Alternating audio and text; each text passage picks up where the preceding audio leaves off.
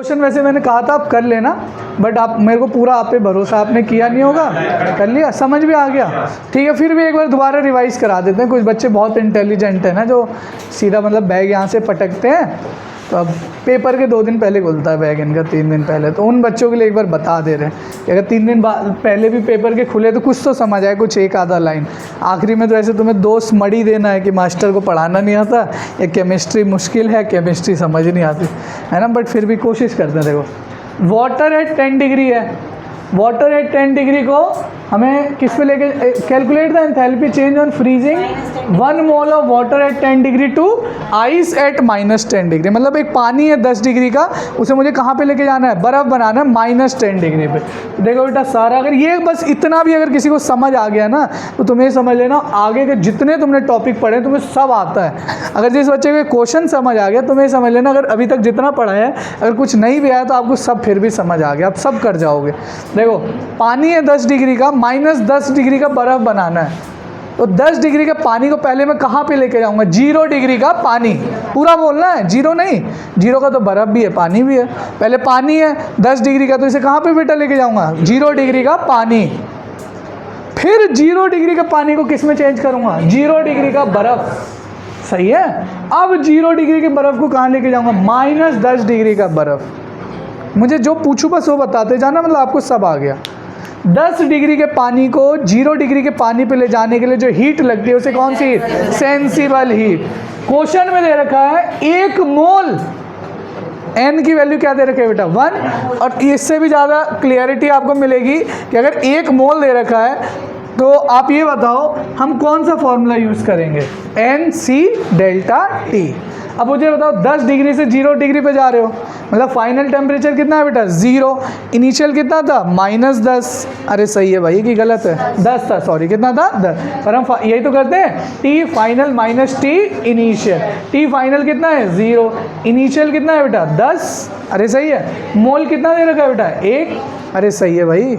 और CW कितना दे रखा है आपको, अरे दे रखा है क्वेश्चन में, नहीं दे रखा, ये रहा देखो, वाटर के लिए C की वैल्यू आपको दे रखे, कितना दे रखा है 75.3 जूल मोल केल्विन इन। मुझे कैसे पता यहाँ पे मोल लेना है, यहाँ से पता चला, अरे यहाँ से पता चला, इसकी यूनिट से, मोल में दे रखा है ना, तो यहाँ जो आगे आएगा वो क्या आएगा बेटा मोल, क्या आएगा बेटा मोल। अच्छी बात है क्वेश्चन में दे ही रखा है, क्या पता ना दिया होता, मोल की जगह लिख देता 18 ग्राम, 18 ग्राम, तो आप पहले इसे किस में चेंज करते, मोल, 18 ग्राम अपॉन मॉलिक्यूलर मास वाटर का 18 होता है ना बेटा, तो कितना आ जाता है 1 मोल।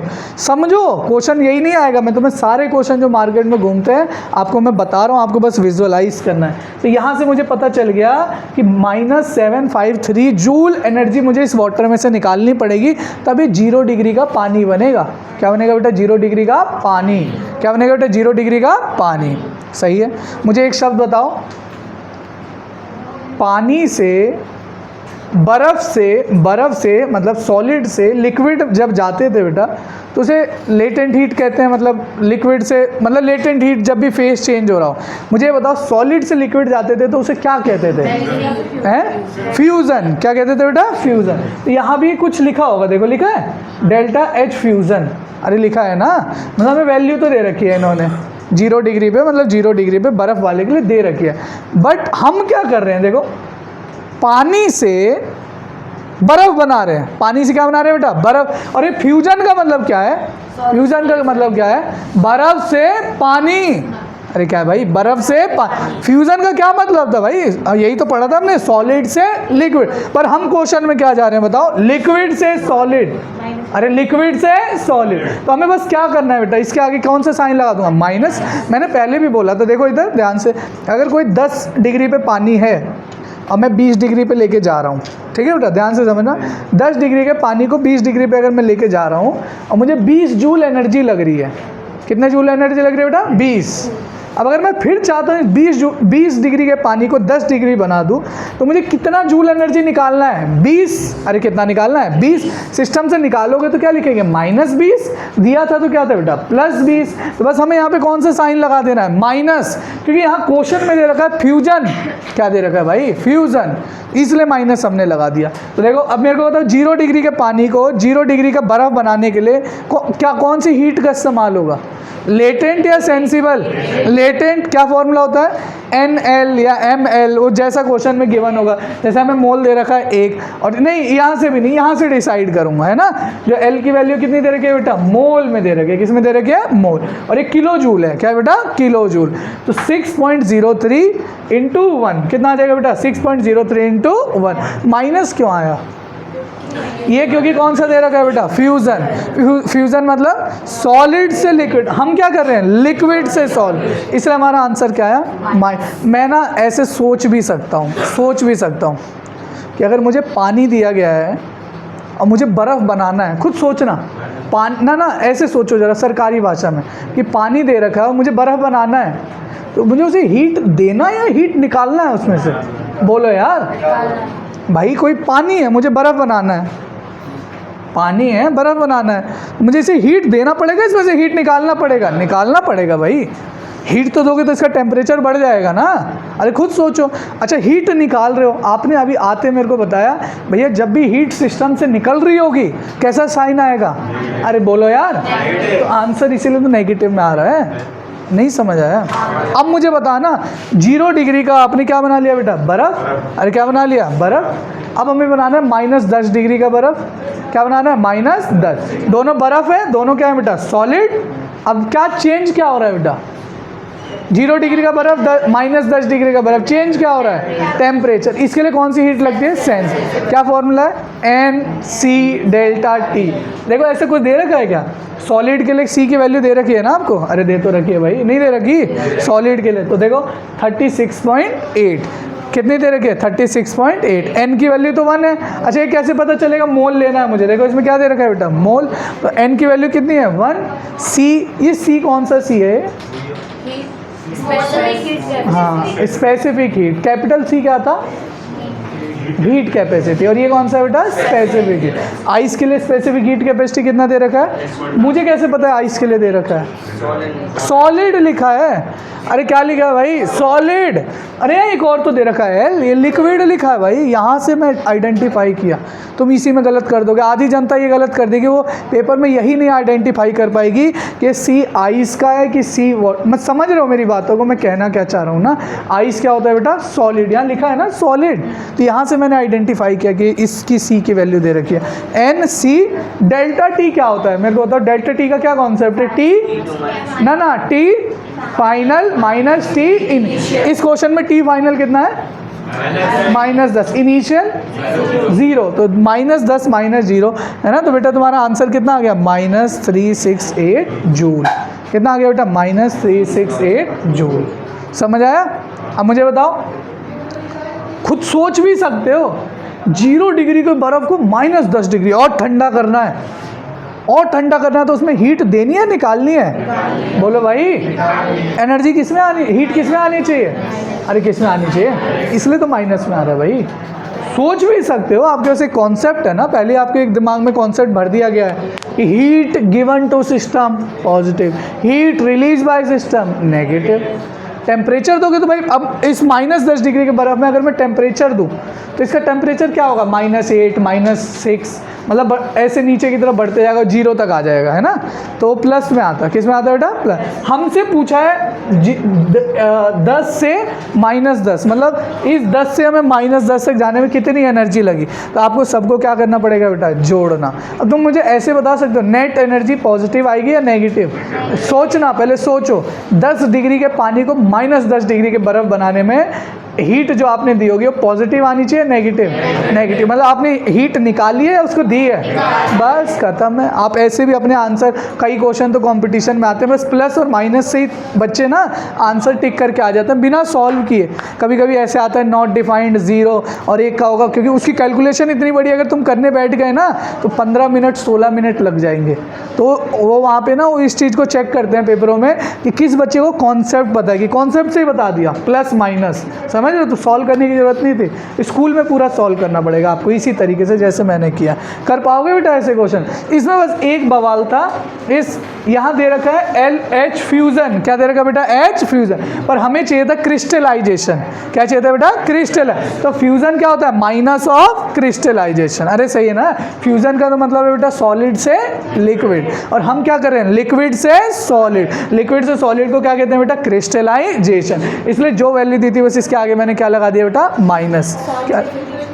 हाँ सॉलिड लिखा नहीं होगा किताबों में, क्रिस्टलाइजेशन ही लिखा।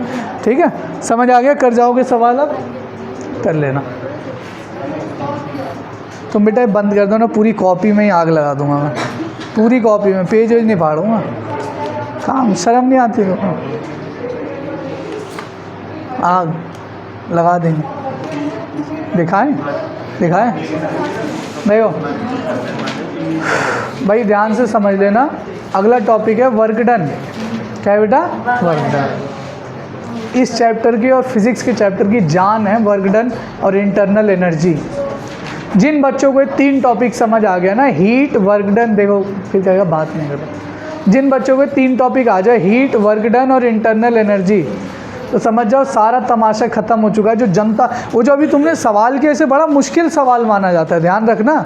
तो अभी मैंने आपको एक्सप्लेन किया है, अगर आप घर पे जाके ईमानदारी से लिख लो ना, तो किसी बच्चे को कोई डाउट नहीं आएगा। इतनी क्लियरिटी के साथ अभी तक चल रहा है। बेस्ट पीपीटी जो अवेलेबल थी वो आपके लिए लेके आया हूँ अभी तक। ध्यान रखना इस चैप्टर की, बहुत कॉम्प्लिकेटेड चैप्टर है, बहुत कॉम्प्लिकेटेड, पर जितना आसान मैं कर सकता हूँ ना उतना आसान आपके लिए कर दिया। बस एक कंडीशन है, डेली का डेली जाके ये और इक्विलिब्रियम पढ़ लेना।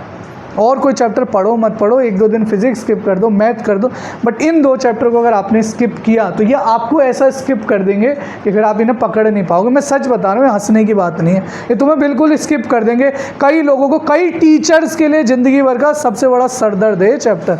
टीचर्स के लिए सरदर्द है ये और इक्विलिब्रियम, दोनों चैप्टर नहीं कोई टीचर नहीं पढ़ाना चाहता है। अच्छे टीचर खुद कहते हैं कि पूरी फिजिकल पढ़ाएंगे, थर्मो इक्विलिब्रियम और इलेक्ट्रोकेमिस्ट्री छोड़ गए। 12th में ऐसी चैप्टर है इलेक्ट्रोकेमिस्ट्री।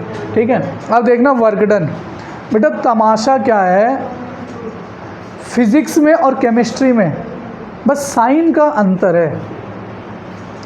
फिजिक्स में जहाँ पॉजिटिव आ रहा होगा, केमिस्ट्री में नेगेटिव आ रहा होगा। ऐसा क्यों हो रहा है मैं तुम्हें ये भी समझा दूंगा, तुम चिंता मत लो। अभी 2 मिनट बाद मैं तुम्हें समझा दूंगा, ताकि जब भैया फिजिक्स में तुम्हें पढ़ाएंगे तो सारे फॉर्मूले सेम है फिजिक्स केमिस्ट्री के, थर्मोडायनेमिक्स में। बस साइन जहाँ प्लस है वहाँ माइनस करना होगा कुछ जगहों पर। देखो एक चीज़ बताओ मुझे, वर्क डन तुम पढ़ चुके होगे, फिजिक्स में एक चैप्टर हो चुका है। वर्क डन का क्या फॉर्मूला होता है? Force into displacement. सही है। अगर मैं एरिया का डिवाइड कर दूँ और एरिया का मल्टीप्लाई कर दूँ तो बात तो बराबर है ना, ए से ए कट जाएगा। मैथ में लेट एक्स लेट वाई, इसीलिए मैंने मैथ्स नहीं ली, डेली लेट लेट करके काट देते हैं फिर लेट है। चलो ए ले लिया। अब बताओ फोर्स बाय एरिया क्या होता है बेटा? प्रेशर। क्या होता है बेटा? एरिया इनटू डिस्प्लेसमेंट क्या होता है बेटा? वॉल्यूम। अरे क्या होता है? वॉल्यूम। अरे वॉल्यूम क्या होता है?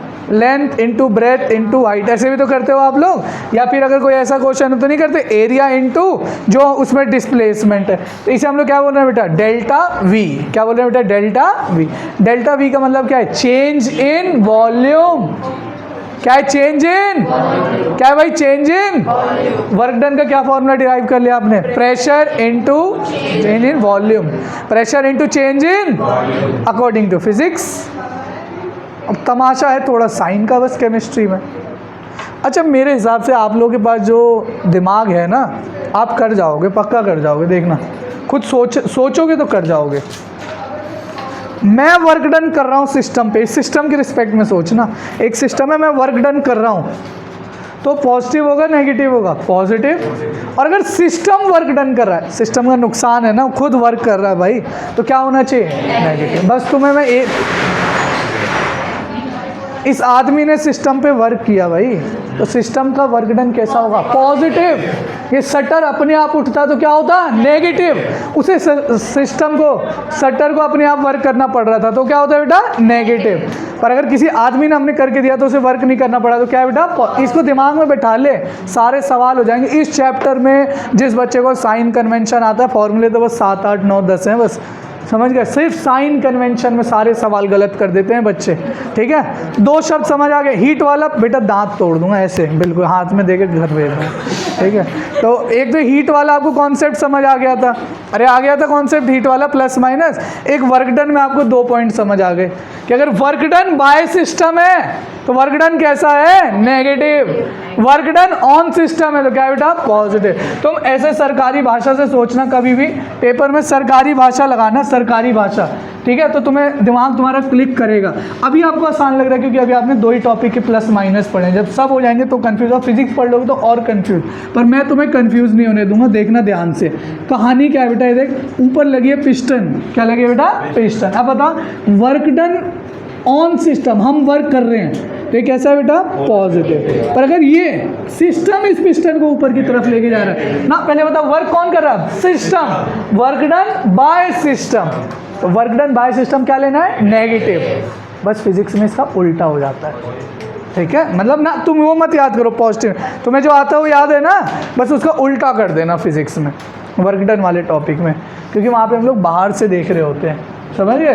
तो अभी इसमें हम ये वाला फोर्स ले रहे हैं, वर्क डन बाय सिस्टम। वहाँ पे जब फिजिक्स पढ़ते हैं ना, तो हम ये सिस्टम इसको लेके चलते हैं कि ये हमारा सिस्टम है, तो ये वर्क करे, वो छोड़ो ना काय को समझना।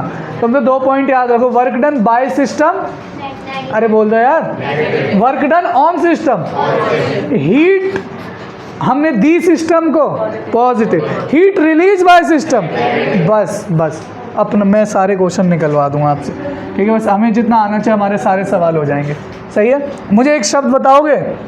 अच्छा एक चीज़ और है, वर्क डन कैसा था? पाथ फंक्शन था, स्टेट फंक्शन था? पाथ फंक्शन का मतलब क्या होता है? जो पाथ पे डिपेंड, मतलब इस रास्ते से गया तो दूसरा वर्क डन, इस रास्ते गया से दूसरा, इस रास्ते से गया तीसरा। इसी के ऊपर कम से कम ना फिजिक्स में भैया तुम्हें कम से कम 5-6 क्लास ले जाएंगे सिर्फ इस पे कि वर्क डन कांस्टेंट प्रेशर पे ले जाते हैं, कांस्टेंट टेम्परेचर पे ले जाते हैं, कांस्टेंट वॉल्यूम पे ले जाते हैं। तो कांस्टेंट वॉल्यूम पे अलग वैल्यू आ रही होगी वर्क डन की, कांस्टेंट प्रेशर पे अलग आ रही होगी, कांस्टेंट टेम्परेचर पे अलग आ रही होगी। मैं भी पढ़ाऊंगा आइसोथर्मल, एडियाबैटिक, अलग अलग रिएक्शंस होती हैं, अलग अलग फॉर्मूले डिराइव, उनके ऊपर क्वेश्चन है मार्केट में अवेलेबल, ठीक है। तो देखो ध्यान से क्या कहानी है, देखो ध्यान से देखते जाना। ये समझ आ गया एक ऐसा बेटा पाथ फंक्शन। और एनर्जी जनरली बेटा हमेशा वर्क डन जो है एनर्जी का एक हायर फॉर्म है, क्या बेटा? Higher form. मतलब जिसके पास भी बेटा एनर्जी है वो जनरली किस फॉर्म में डिसिपेट करता है? Work done. किस फॉर्म में करता है? Work done. ये इंपॉर्टेंट है अब जो पढ़ रहे हैं। अगर कभी कोई सिस्टम एक्सपेंड हो रहा है, आप सोचना एक्सपेंड मतलब ऊपर जो भी डायग्राम बनाया था मैंने, पिस्टन वाला दबा रहे हो तो नीचे दब रहा है, एक्सपेंड हो रहा है, एक्सपेंड हो रहा है। तो अगर एक्सपेंड हो रहा है, ऊपर की तरफ जा रहा है, ऊपर से एक प्रेशर लग रहा है पर ये ऊपर की तरफ लेके जा रहा है, तो वर्क डन कौन कर रहा है? सिस्टम या बाहर से हो रहा है? ऊपर जा रहा है। बताओ वर्क एक्सपांशन का मतलब ही क्या है बेटा? बताओ ऊपर जा रहा है ना, एक्सपांड हो रहा है। तो वर्क डन बाय बोल दो यार, work done by system positive या नेगेटिव? अरे बोलो भाई, नेगेटिव। अरे सही तो बोल रहे हो, नहीं क्या भाई? सही है। अब बताना जरा, अगर एक्सपांशन हुआ है, पहले इनिशियली ऐसे था, एक्सपेंड होने के बाद ऐसे हो गया, किसका वॉल्यूम ज़्यादा, फाइनल या इनिशियल वाला? बोल दो भाई। तो मैं बोल दूँ V final is greater than V initial. सही है भाई, सही है ना। मतलब डेल्टा वी क्या आएगा? हम क्या लिखते हैं? वी फाइनल माइनस वी, और वी फाइनल बड़ा है मतलब वैल्यू पॉजिटिव आएगी या नेगेटिव आएगी? मतलब डेल्टा वी 0 से ज़्यादा आएगा। सही है। अगला केस बताओ, अगला केस बताओ, work done on the system, तो एक कंप्रेस हो जाएगा। बोल दो यार, कंप्रेस हो जाएगा। अगर कंप्रेस हो जाएगा तो फाइनल वॉल्यूम ज़्यादा था, ये इनिशियल, पहले इनिशियल यहाँ था, फाइनल दबा दिया ना तो इतना हो गया। कौन सा वॉल्यूम ज़्यादा है? इनिशियल। सही है। तो इसमें फाइनल वॉल्यूम क्या हो जाएगा बेटा? कम। अरे क्या हो जाएगा? कम। तो उस केस में क्या हो जाएगा? अपोजिट। अब देखो मुझे एक बात बताओ, एक्सपेंड हो रहा है, देखना बेटा एक्सपेंड हो रहा है। तो अगर एक्सपेंड हो रहा है तो आपने खुद मुझे बताया कौन सी वॉल्यूम ज़्यादा, इनिशियल या फाइनल? फाइनल। और हम लोग फॉर्मूले में क्या लिखते हैं? V final minus V initial. मतलब हमारी वैल्यू क्या आएगी? पॉजिटिव। बोलो यार, पॉजिटिव। हमने क्या पढ़ा था? वर्क डन बाय सिस्टम क्या होता है? क्या होता है? पर यहाँ डेल्टा वी पॉजिटिव आ रहा है, पी प्रेशर पॉजिटिव ही होगा। तो वर्क डन क्या आ रहा है? पॉजिटिव। मतलब कुछ तो बवाल है, अरे कुछ बवाल है। इस बवाल को ख़त्म करने के लिए केमिस्ट्री में जितने वर्क डन के फॉर्मूले हम पहले ही माइनस लगा देते हैं उसके आगे। क्या लगा देते हैं बेटा? माइनस। फिजिक्स में नहीं लगाओगे, फिजिक्स में नॉर्मल पी डेल्टा वी से सॉल्व करोगे तुम। ये फिजिक्स का फंडा था। क्या था बेटा? फिजिक्स का। केमिस्ट्री में तुम समझ गए ना, तुम्हें पहले ही रिजल्ट पता है भाई। वर्क डन बाय सिस्टम क्या होता है भाई? नेगेटिव। क्या होता है? नेगेटिव। हमारा आंसर क्या आना चाहिए था? नेगेटिव, पर आ नहीं रहा भाई, आ नहीं रहा क्योंकि डेल्टा वी क्या आ रहा है? पॉजिटिव। तो हमने पहली बार क्या लगा दिया बेटा? नेगेटिव। क्या लगा दिया बेटा? नेगेटिव। बोलो भाई क्या लगा दिया? तो आप बस 2 शब्द बता दो, 3 शब्द काम के मैं निकालता हूँ इस पेज से, जिससे हमें सवाल निकालने हैं। Work done by system, work done on system, work done का formula minus P delta V, minus P delta V. Delta V क्या है? V final minus V initial. बस 3 पॉइंट निकाल लो, दिमाग में भर लो, एक कॉपी में भले लिख लेना, सारे सवाल निकालेंगे इसी के ऊपर। कर पाएंगे सवाल? अब चलें क्वेश्चनों पे कूदे। अब बस क्वेश्चनों का बवाल ये होगा कि या तो यूनिट में तुम्हें परेशान कर देगा या लिख देगा work done on system, work done by system. तो आपको प्लस माइनस का थोड़ा खेल देखना फटाफट से। अब बताओ, ये समझ गया वर्क डन का क्या फॉर्मूला बेटा? Minus P delta we. और डेल्टा वी क्या है? Final minus initial. कर लोगे क्वेश्चन। अब बताओ, तुमने फिजिक्स में पढ़ा होगा पी डेल्टा वी इंटीग्रेशन, ऐसे पढ़ा होगा इंटीग्रेशन। अगर मैं इसका एरिया निकाल दूँ पी डेल्टा वी का, तो मुझे क्या मिल सकता है बेटा? Work done. पढ़ा है कुछ ऐसा फिजिक्स में? बहुत सारे चैप्टर में डेली भैया करते होंगे। या इंटीग्रेशन, इंटीग्रेशन का मतलब बेटा छोटी छोटी चीज़ों को जोड़ना, और डिफरेंशिएशन मतलब बेटा तोड़ना। क्या होता है बेटा? तोड़ना। तो बेटा अगर पी डेल्टा वी का अगर मुझे ग्राफ मिल जाए और इनका एरिया निकाल दूँ, तो मुझे क्या मिल जाएगा बेटा? Work done. देखना फटाफट, थोड़ा टाइम की कमी है वरना मैं आपको खुद देता है क्वेश्चन करने को। एनसीईआरटी में ऐसे क्वेश्चन से आप ढूंढ के कर सकते हो। देखो बेटा, यहाँ पे लिखा है पी, क्या लिखा है बेटा? पी। यहाँ लिखा है वी, क्या लिखा हुआ है बेटा? वी। और एक ग्राफ बना रखा है कि इस तरीके से जा रहा है, और आपसे पूछा है वर्क डन निकालो। चलो इसमें पेन निकालते हैं। देखो ध्यान से देखना बेटा,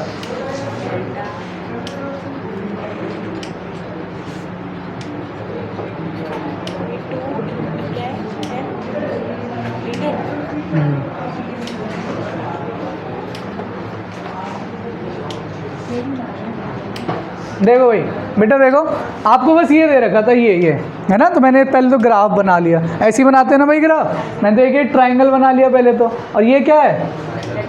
अरे बोलो भाई, रेक्टेंगल। तो अगर मैं इसके, भाई यही तो होता है एरिया अंडर द ग्राफ। अरे इसी का तो एरिया निकाल दूंगा तो मुझे क्या मिल जाएगा? Work done. ये पी डेल्टा वी तो है, ये क्या है बेटा? ये क्या है? ये वाली पॉइंट क्या है? वॉल्यूम।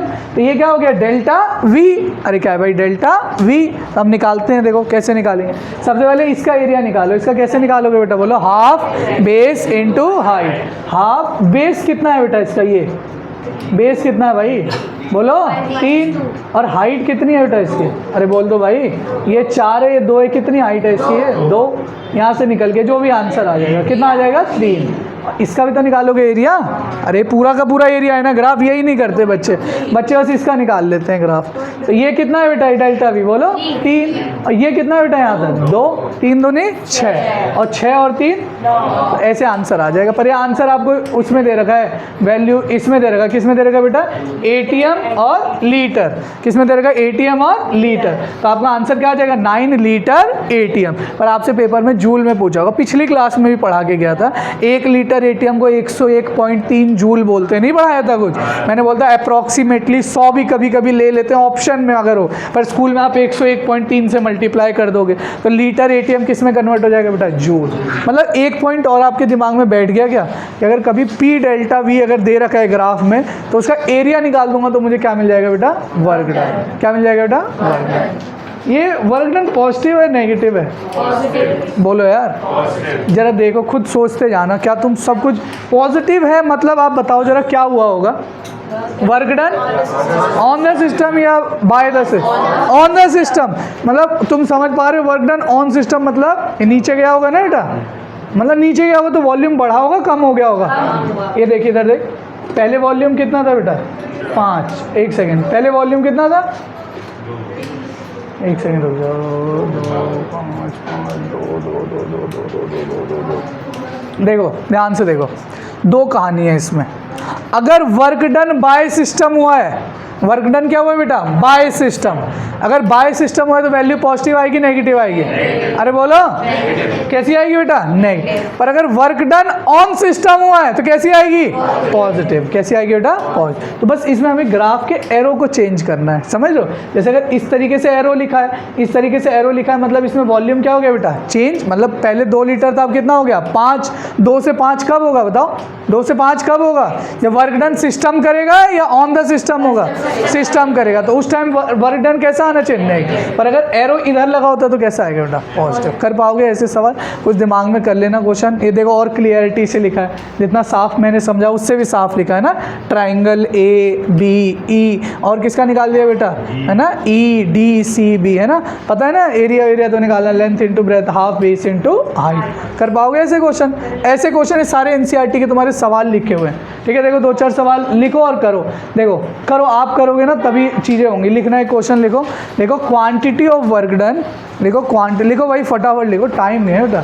देखो quantity of work done in joule, quantity of work done in joule, quantity of work done in joule. मैं जो बोल रहा हूँ वो लिखो बेटा, लिखो quantity of work done, quantity of work लिखो बस, क्वांटिटी ऑफ वर्क ले लो भाई, क्वांटिटी ऑफ वर्क ब्रैकेट में लिखो इन जूल। आंसर किस में लाना है, जूल में। Done by the gas, done by the gas, done by the gas if it expand, if it expand, if it expand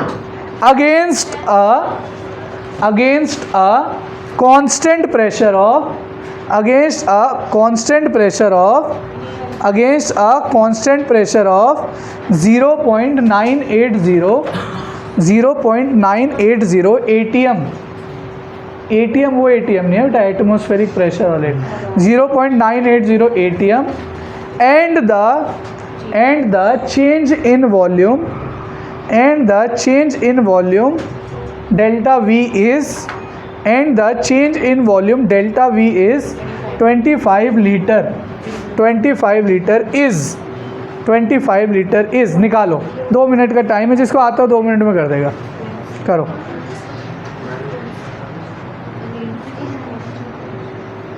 नहीं आया, एक बार दोबारा समझ लो। देखो क्या पूछा बेटा, क्वांटिटी ऑफ वर्क डन, आपसे पूछा बेटा quantity of work done in joule. देख बेटा ध्यान से देखते जाओ, quantity of work done in joule, ऐसे लिखते जाया करो पेपर में। जूल में पूछा है, done by the gas, work done, done by the gas मतलब सिस्टम वर्क कर रहा है, मतलब आंसर क्या आएगा, नेगेटिव, ठीक। बट ऐसा ऑप्शन ही नहीं दे रखा है ना, ये सब सवाल है कंपटीशन के आ रखे हैं, ठीक है। इफ इट एक्सपेंड, देखना इधर, if it expand against a constant pressure, वो समझ रहे हो, अभी नहीं एक डायग्राम बनाया था पिस्टन का, एक पिस्टन का प्रेशर लग रहा है, उसके अगेंस्ट ये वर्क कर रहा है, ठीक है। कितना प्रेशर लग रहा है बेटा बोलो, 0.980 ATM, सही है। And the change in volume delta भी कितना दे रखा है बेटा बोलो, 25 लीटर, कितना दे रखा, 25 लीटर। पर यही तो बस इसमें खेल ही बस किसका है, यूनिट का। वर्क डन का क्या फॉर्मूला पड़ा है बेटा, -P डेल्टा V, पर हम केवल क्या ले रहे हैं यहाँ पे बेटा, मैग्नीट्यूड, क्या ले रहे हैं बेटा, मैग्नीट्यूड। तो P डेल्टा V, P कितना दे रखा है 0.980, डेल्टा V कितना है 25, पर ये आंसर किस में आएगा, ATM लीटर। जूल में करने के लिए किससे मल्टीप्लाई कर दूंगा, 101.3, 101.3, तो हमारा आंसर कितना आ रहा होगा आपका, इसी के आसपास आ रहा होगा, 2.48 × 10⁻³ जूल। सही है भाई, कर लोगे। अब तुम्हारे दिमाग में ये भी आ सकता है कि भैया कैलकुलेशन क्यों नहीं करते। मैं इसलिए नहीं करता कि 4-5 क्वेश्चन ज़्यादा करा दूँ, मैं मान के चलता हूँ कि मल्टीप्लाई करना तो आपको आता होगा, मतलब मैं कर सकता हूँ, पर अगर एक क्वेश्चन कर दिया ना तो आगे के 3 क्वेश्चन हटाने पड़ेंगे मुझे, क्योंकि इसी टॉपिक के कई वैरायटी के क्वेश्चन मार्केट में घूम रहे हैं। अरे समझ रहे हो ना मेरी बात, तो क्वेश्चन ज़्यादा करा पाएँ इसलिए मैं टाइम को बचाने की कोशिश करता हूँ, इसीलिए PPT से ये सब चीज़ें मैं लिखवा भी सकता हूँ। पर पता है सिर्फ ऐसे अगर 3 क्वेश्चन लिखवा दूँ तो क्लास ख़त्म हो जाएगी। 3 क्वेश्चन लिखवा के अगर मैं इसका आंसर बस लिख दूँ ना तो क्लास हमारी हो जाएगी ख़त्म। जो आज तुम्हें वर्क डन पढ़ा भी दिया, 4 क्वेश्चन भी करा दिए, तुम्हारी कॉपियाँ भी फाड़ दी, तुमसे मिल भी लिया 2 मिनट आगे, चीज़ें नहीं हो पाएंगी भाई। फिर देखो इधर अगला क्वेश्चन करो, देखो नहीं इसे मत करो, ऐसे देख के बताना, इसको बताना जरा। क्वेश्चन देखो क्या है, पढ़ो ध्यान से सुनना, क्या लिखा हुआ है बेटा। देखो 1 mole of an ideal gas at 25 degree expand in volume from 1 litre to 4 litre at constant temperature. ध्यान से सुनना, what work in joule is done if gas expands against vacuum. Vacuum में प्रेशर कितना होता है? 0। अब बताओ वर्क डन का क्या फॉर्मूला पढ़ा आपने ना? फॉर्मूला बताओ पहले, basic, minus P delta we. Vacuum में प्रेशर कितना होता है, तो वर्क डन कितना होगा? करना ही नहीं है। समझ आया? ऐसे भी आप तुम क्या करोगे पता है, बच्चों को अगर अभी तक क्वेश्चन नालायक इसने लिख दिया पी एक्सटर्नल, कभी कभी परेशान करने के लिए कोई दूसरा प्रेशर दे देता है, समझो बच्चे सॉल्व में लग जाएंगे, पूरा सॉल्व कर। हाँ अरे हंस रहे हो, आज तुम्हें दांत दिख रहा है ना, क्योंकि अभी बस एक ही टॉपिक पढ़ा है, जब पूरा हो जाएगा तब दांत दिखाना, तब ये दांत दिखाएगा, तुम ढूंढोगे दांत को बंद कर। हाँ, इसके बाद भी क्वेश्चन है, कहाँ है?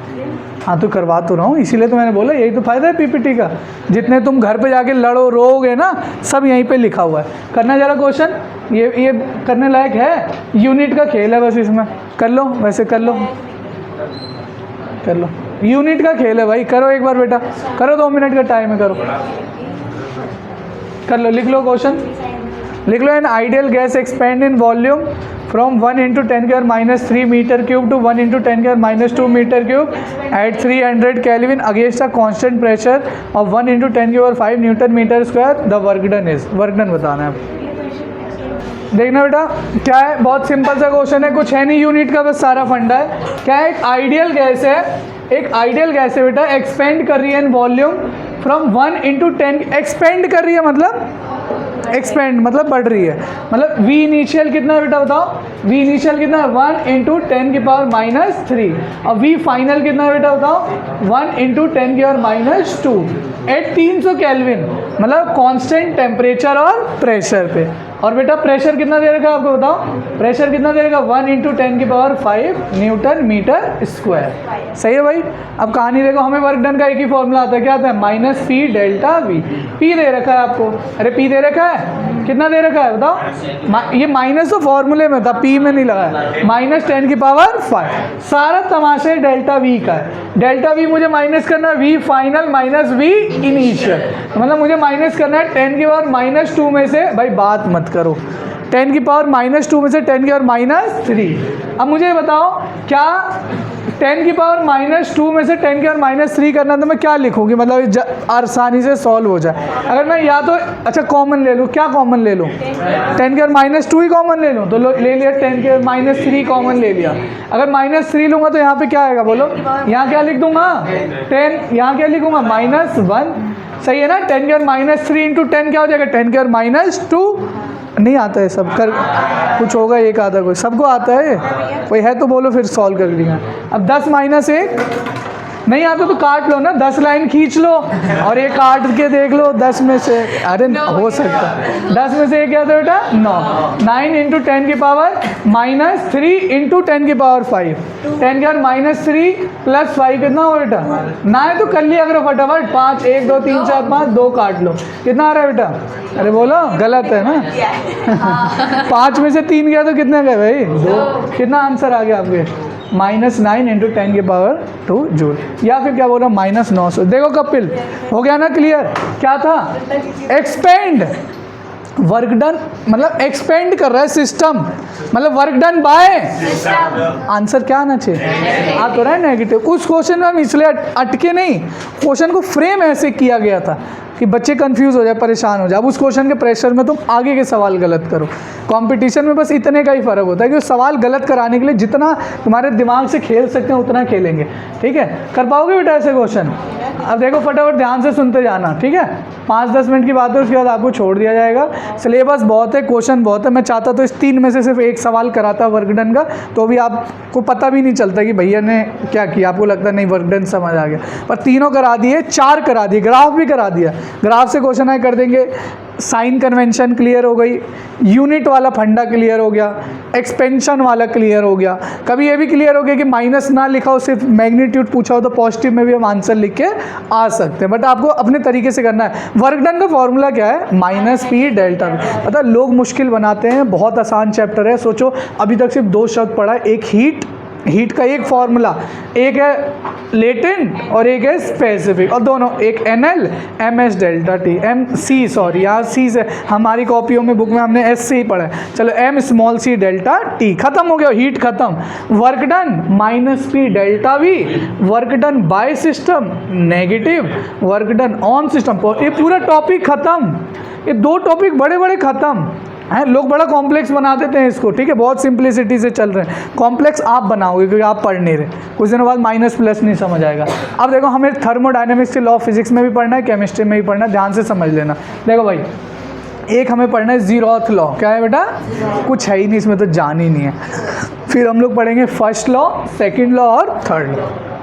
बहुत डिटेल में पढ़ोगे फिजिक्स में इन लॉ को, बहुत डिटेल में भैया, 5-6 दिन डेरिवेशन करवाएंगे, फॉर्मूले कराएंगे, कार्नोट इंजन पढ़ाएंगे, पता नहीं बहुत सारी चीज़ें पढ़ोगे आप। देखो इसमें से ज़ीरोथ लॉ भैया भी पढ़ाएंगे तुम्हें, कुछ नहीं है बेटा, मटका मत, आंखों को इधर देख, ठीक है। ज़ीरोथ लॉ 2 मिनट में ख़त्म हो जाएगा, बहुत सिंपल है ये। ज़ीरोथ तो नालायक था, नहीं भी बता दो तो भी तुम्हें पता है। देखना, मुझे बताना जरा, अभी मान लो मैंने नहीं पढ़ाया ज़ीरोथ लॉ, अगर A का और B का टेम्परेचर सेम है और A का और C का टेम्परेचर सेम है, B का और C का क्या, बस इसी के लिए इन्होंने लिख दिया किताब में, it is zeroth law, it is zeroth law.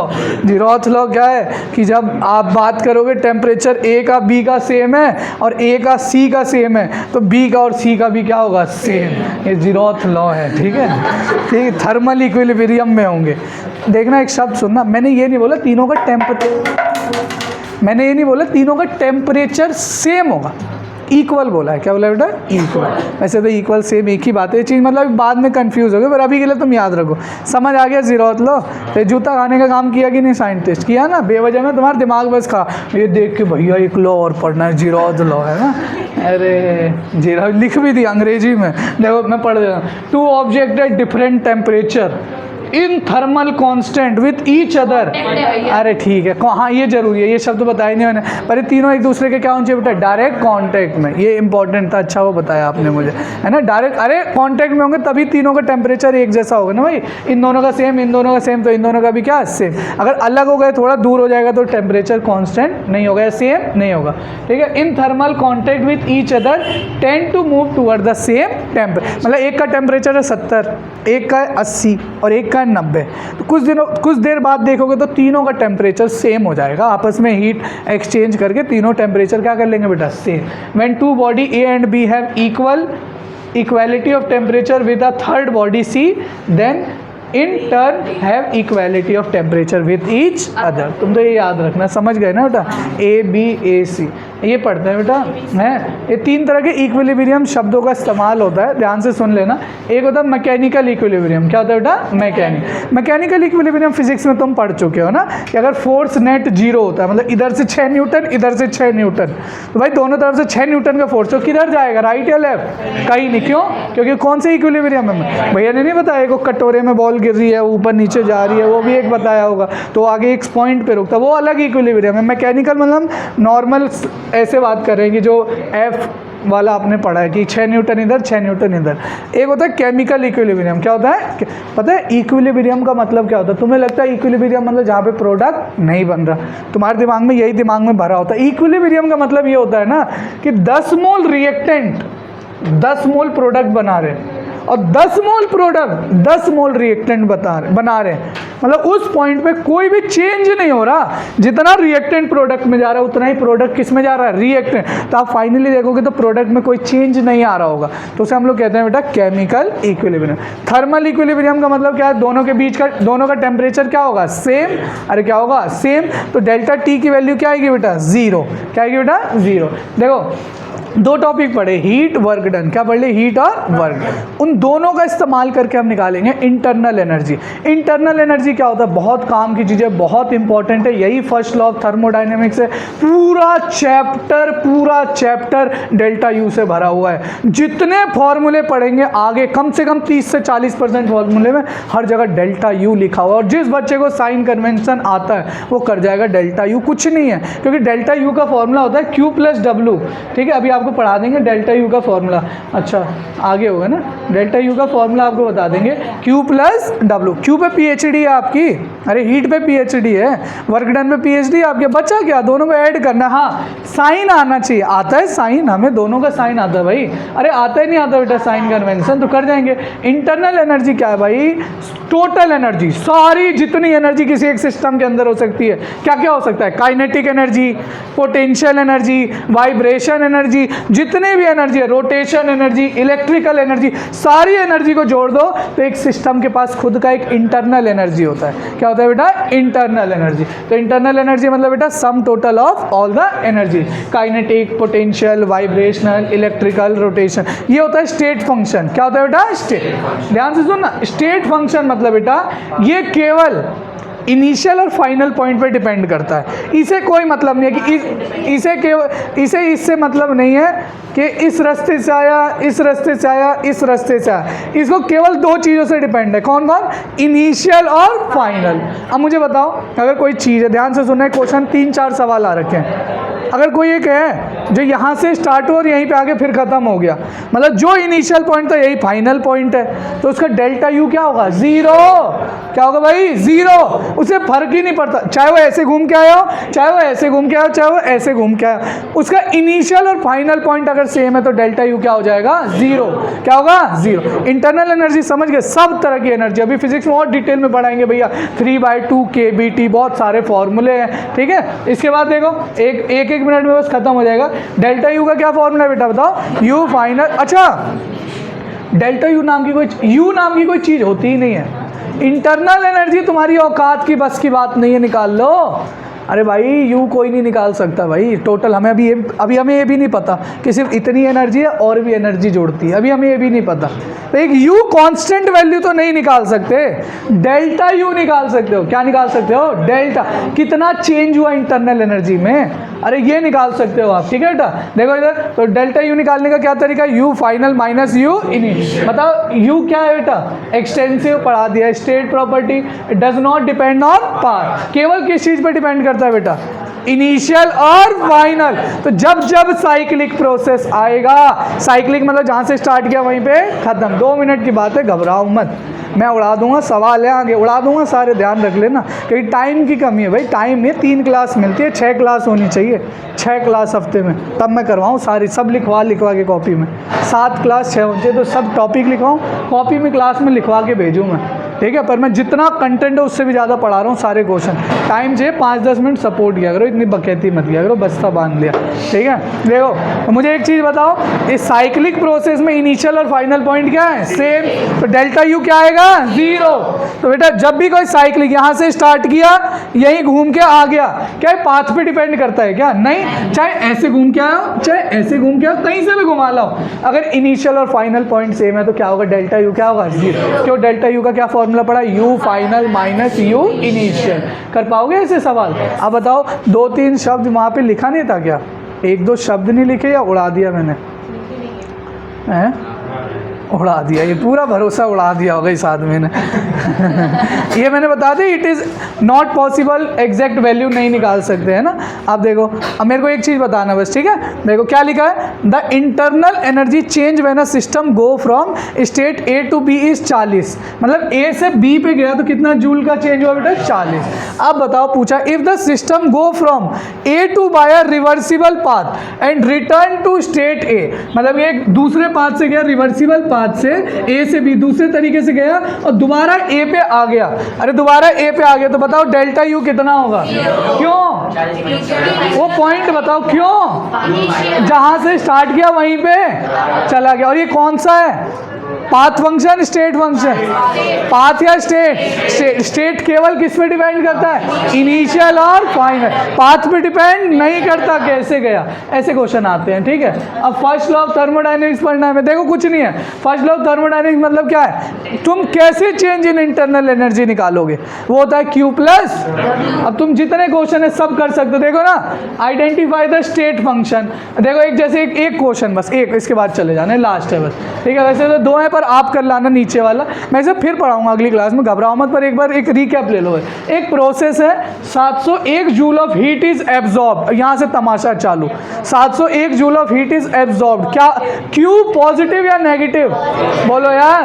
तो मतलब 701 क्या हो गया, पॉजिटिव है, और लिखा हुआ है 349 joule of work is done by system, अरे बोलो यार, negative. What is change in internal energy, delta U का क्या फॉर्मूला होता है, Q प्लस W, Q कितना आ रहा है बेटा, 701, वर्क के पॉजिटिव है नेगेटिव है, नेगेटिव 394, आंसर कितना आ गया, 300 प्लस का आ गया, मतलब देखो प्लस का आ गया, मतलब इंटरनल एनर्जी बढ़ गई, क्या हो गई भाई, बढ़ गई। क्यों बढ़ गई, 701 जूल तो एनर्जी हजम कर गया, और काम केवल 400 रुपए का किया, मोटा मोटा बता रहा हूँ, 394 लिखा हुआ है जो, 700 रुपए में घपल गया और 400 रुपए मैंने खर्च किए, फायदे में तो मैं ही आया, अरे फायदे में आया मतलब मेरी इंटरनल एनर्जी क्या हो गई, बढ़ गई, इसलिए क्या आ रही है बेटा, पॉजिटिव। तो अगला क्वेश्चन, एक चीज और याद रखना, जितना ज्यादा चेंज इन टेम्परेचर होता है उतना ही ज्यादा क्या होता है बेटा, इंटरनल एनर्जी आइडियल गैस के लिए। ये क्वेश्चन आप करके लाओगे, ये वाला क्वेश्चन आप करके लाओगे, ठीक है।